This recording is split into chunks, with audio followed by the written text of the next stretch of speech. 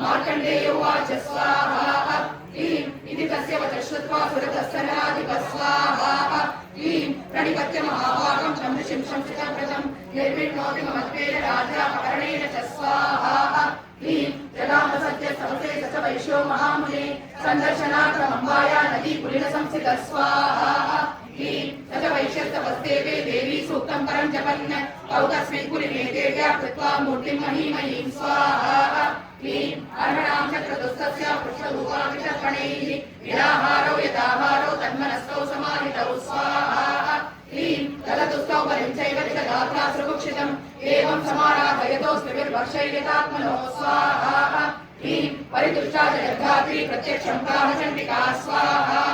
क्लीं वेदुवाच स्वाहा क्लीं यत्कार्यते त्वया भूपतया चलनन्दन मत्तस्तत्कार्यतां सर्वं परितुष्टा ददामि तत्स्वाहा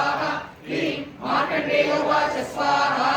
क्लीं ततो वक्रेर्घोराजन्मनि अत्रैव जनितं राजमदशत्रुब्रह्माणो वसुमीतयज्ञैः त्वं तनुमो वर्तयस्म सत्याः सन्तु यजमानस्य कामाः ऐं ह्रीं क्लीं चामुण्डायै विद्ये नमो देव्यै महादेव्यै शिवायै सर्वं नमः नमः प्रकृत्यै भद्रायै यदा प्रणतास्मदां साङ्गायै सायुधायै सपरिवारायै सर्वात्मिकायै श्रीमहाकाली महालक्ष्मी महासरस्वती स्वरूपिण्यै श्रीचण्डिका महालक्ष्मी